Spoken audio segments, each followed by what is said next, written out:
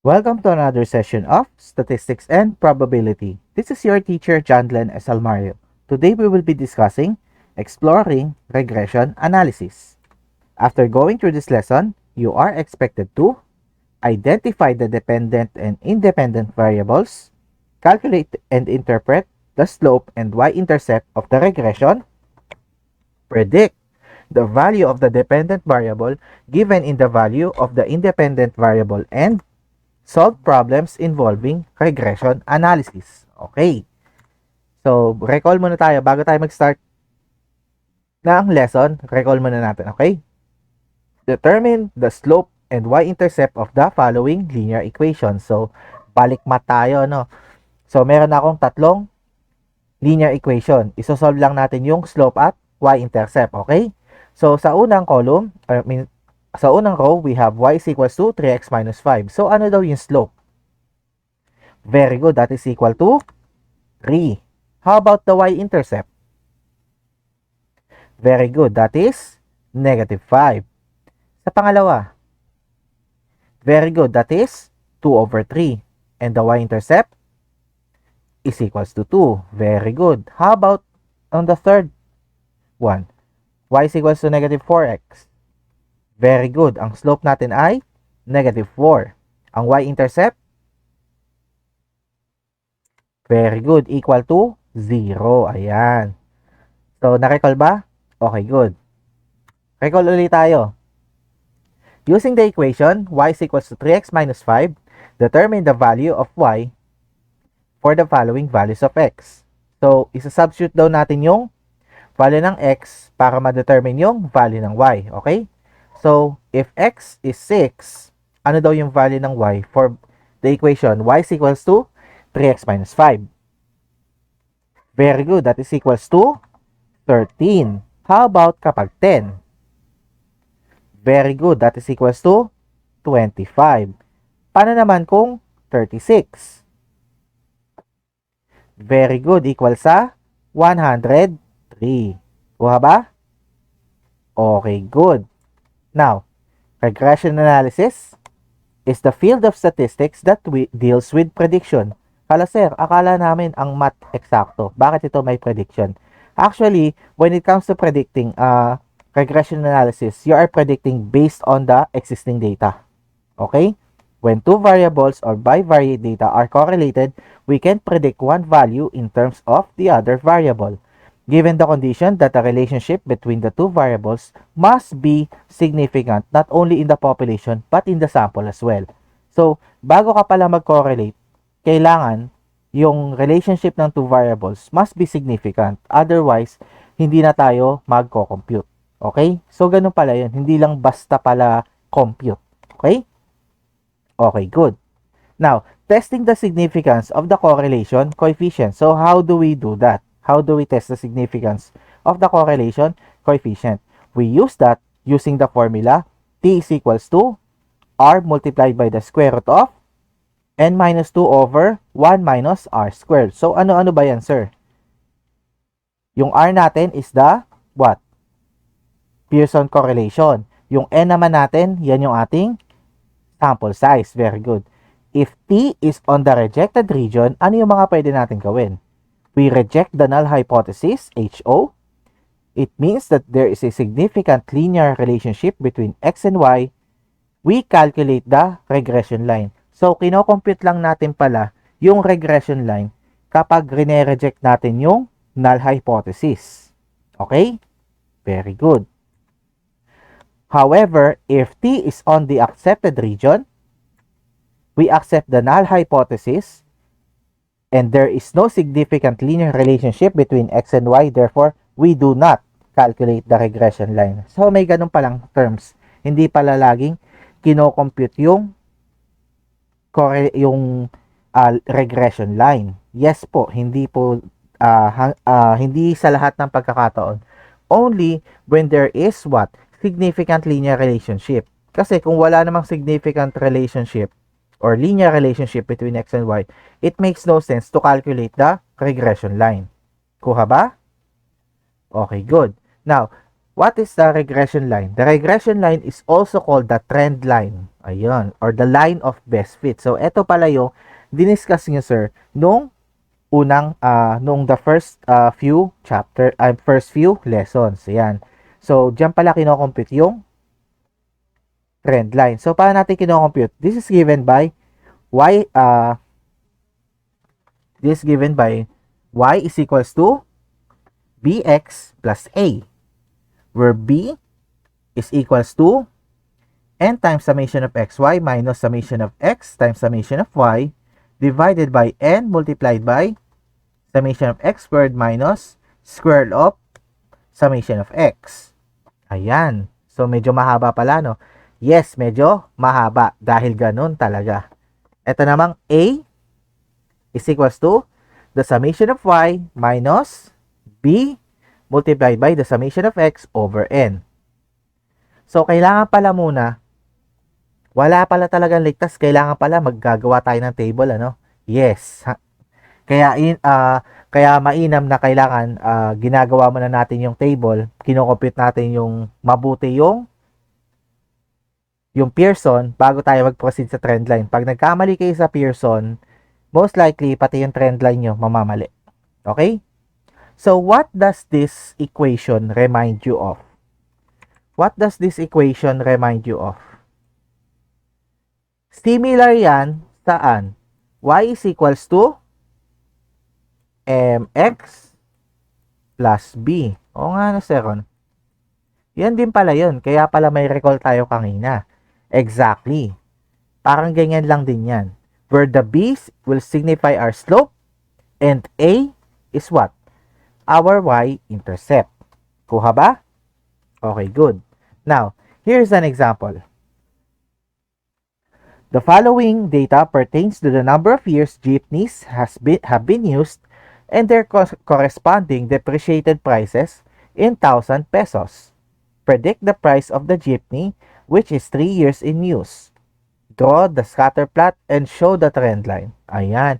So, meron daw tayo mga jeepney na ginamit na for a certain number of years. And, eto na lang daw yung presyo niya.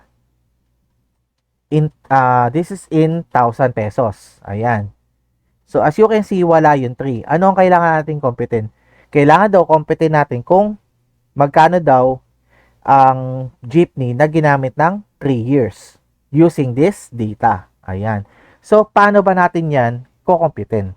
So, again, unang-una, step 1, we will solve for the correlation coefficient R. At paano tayo mag-solve ng correlation coefficient? Of course, susuplayan natin yung x column or x squared column, y squared column, then the xy column.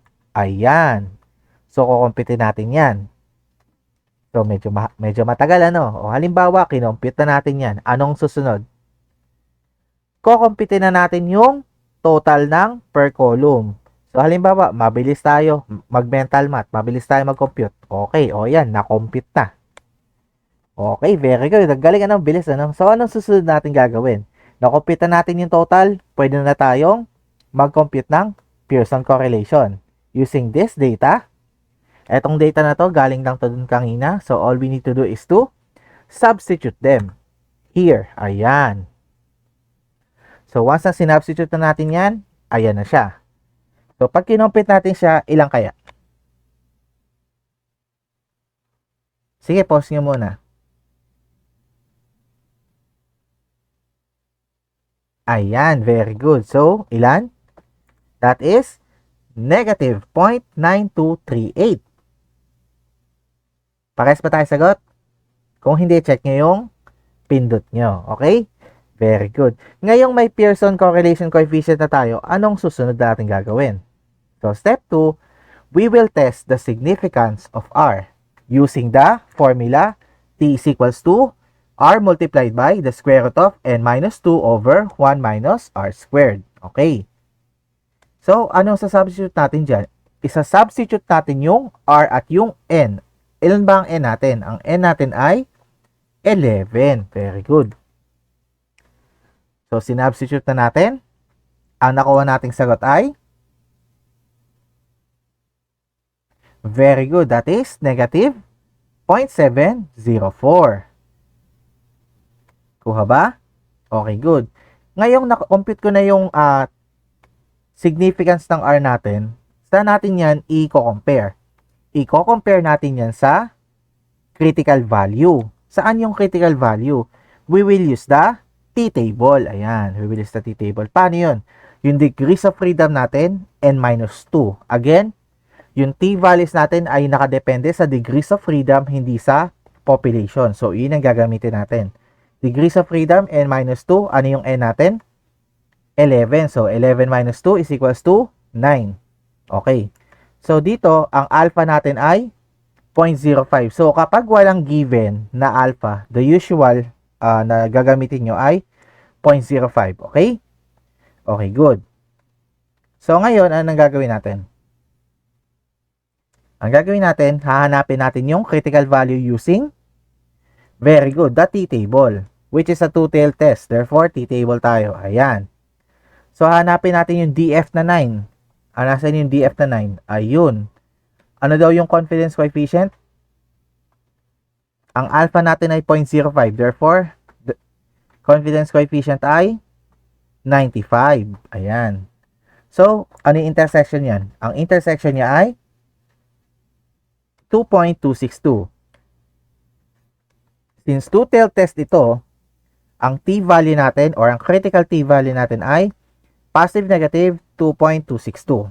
Kuha ba? Okay, good. Now, what's the next step? Let's make a decision based on the result. So, nakuha natin ay negative 7.04. Mas mababa siya sa negative 2.262, which is the critical value. So, anong ibig sabihin nito? Ibig sabihin, yung computed natin na t is within the rejected region. Therefore, we reject the null hypothesis, which means there is a significant difference or there is a significant relationship between the two variables. Okay, good. Since merong significant relationship between two variables, we will proceed to compute the trend line or the regression equation. Ayan, we will now compute the values of a and b in the regression equation. Y prime is equals to bx plus a. Okay. So, paano ko yan kukumputin? Using yung nakalap nating, na-compute nating totals kanina sa Pearson. Gagamitin natin yan to solve for B. Yung B muna, okay? Pwede naman yung A, pero mas maganda B. Bakit? Kasi yung B gagamitin natin mamaya pang solve ng A. Ayan, very good. So, sa substitute lang natin yung mga values. Therefore, ang makukuha kong value ng BI, very good. Negative 20.2613. So, nakuha ba? Okay, good. Next, once na na-compute ko na yung B, gagamitin ko naman ito to solve for A, which is equal to summation of y minus b times summation of x over n. Substitute ko lang yan. Ang makukuha kong value ng A ay 195.46. Ayan, very good. So, ngayon, I will form the regression equation. Y prime is equals to bx plus a. Ang b ay equal sa negative 20.2613. Ang a naman ay positive 195.46. Therefore, ang aking regression equation ay y prime is equals to negative 20.2613x plus 195.46. Yan. So, tapos na ba tayo? Hindi pa. Bakit? We will predict the price using the formula. So, eto pala yung gagamitin nating formula para ma-predict yung price. Yung price ng alin? Yung price ng jeepney na ginamit ng 3 years. So, yung 3, sa natin, anong gagawin ng 3? Iyon yung value ng x, yung 3 years. Okay? So, pag sinolve natin to, ilang kaya? Very good. Pag sinolve natin yan, magiging 134.98 ang sagot. So, ano ibig sabihin nun?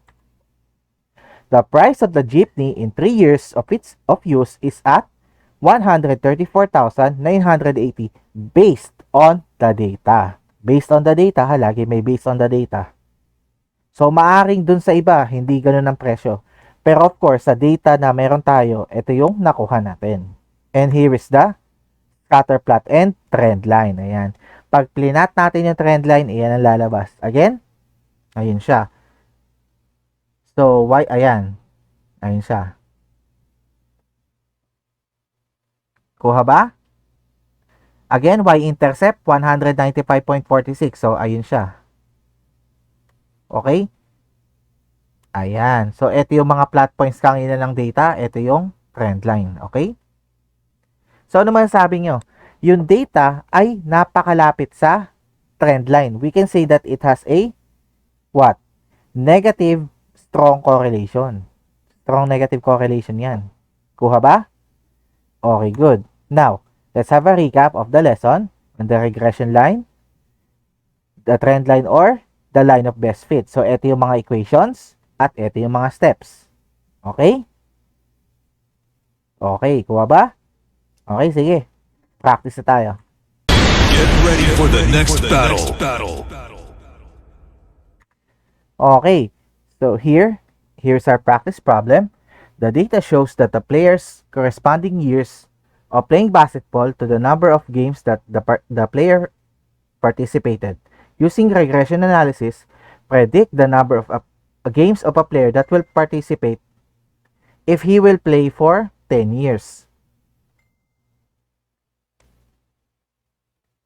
Okay, so here's our practice problem. The data shows that the player's corresponding years of playing basketball to the number of games that the player participated. Using regression analysis, predict the number of games a player will participate if he will play for 10 years. Use 90% confidence, draw the scatter plot. So, ito daw yung the number of years na naglalaro yung isang basketballista at yung number of games na nag-participate siya. Okay. So, kukumpitin natin yung or ipe-predict natin yung number of games na maglalaro yung player kapag naglaro siya ng 10 years. Okay? Okay, very good. So, use 90% confidence. Pause nyo muna yung video. After nyan, check natin kung tama yung sagot. Okay? I trust you guys. Good luck. A little longer than a few minutes later. Okay, so check na natin kung tama yung sagot natin. Okay, again, ano yung unang step sa regression analysis? Very good. Compute muna natin yung Pearson. X squared column, Y squared column, at yung XY column. Next is the totals. Ayan, ayan yung mga total. So, since meron na ako ng data, pwede ko na i-compute yung Pearson, which is equal to this formula. Substitute the values. Ang makukuha ko ay 0.776. Now, after that, meron na ako nung Pearson, tetest ko yung significance. So, ayan. Substitute ko yung values. Yung N ko is equals to 6, ha? 6 lang yung aking population. So, equal to sa 2.46. We will compare the computed value with the critical t-value. So, ang degrees of freedom natin ay 4. Ang alpha natin ay 0.1. Bakit 0.1? Kasi 90% yung confidence level. Ayan, very good. So, therefore, it is a two-tailed test. Ayan, dito tayo. So, 4 yung ating degrees of freedom. 90% yung confidence. Ang t-value natin ay what? Critical value is positive negative 2.132. Now, let us make a decision based on the result. Ang 2.46 ay mas malaki sa 2.132. And if you will check that in the t-distribution or the normal distribution, nandoon siya sa rejected region. Therefore, we reject the null hypothesis and there is a significant relationship between the two variables. At pag may significant relationship ang two variables, we will compute with the regression. Ayan, we will compute the values of A and B in the regression equation. Y prime is equals to Bx plus A. Okay? Okay. So, using the data that I have computed earlier, sa substitute ko lang yan to compute for B or for the slope. Ayan. So, kinompute ko yung slope. Ang nakuha natin ay Very good. 72.0161. Nakompute natin yung B, gagamitin natin yung B para makompute yung A, which is equals to the summation of y minus b times the summation of x divided by n. Ayan. So, sinubstitute natin. Therefore, makukuha natin yung AI, negative 216.339. Sir, okay lang po ba yun? Negative yung nakuha kong A or B, okay lang po. Depende sa compute nyo, okay? Okay, good. Now that we have computed for B and A, we can rewrite the regression equation as y prime is equals to 72.0161x minus 216.339. Pero dyan na ba tayo tatapos? Hindi pa. We will predict the y using the formula. Anong pe-predict natin? The number of games a player will participate if he will play for 10 years. Ayan. So, ilang laro daw sa ilang laro daw siya magpa-participate. Okay? In 10 years. So, gamitin natin yung formula. Substitute natin yung 10 dun sa variable x.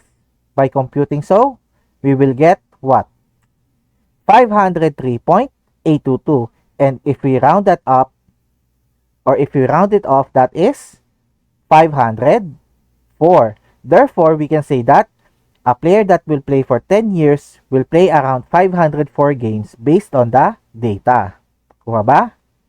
Okay, good. So, scatter plot and trend line, ayun siya. Ayun. So, positive yung ating slope, therefore, positive din yung, ayan.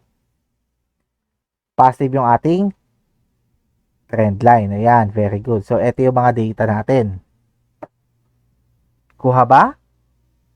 Okay, very good.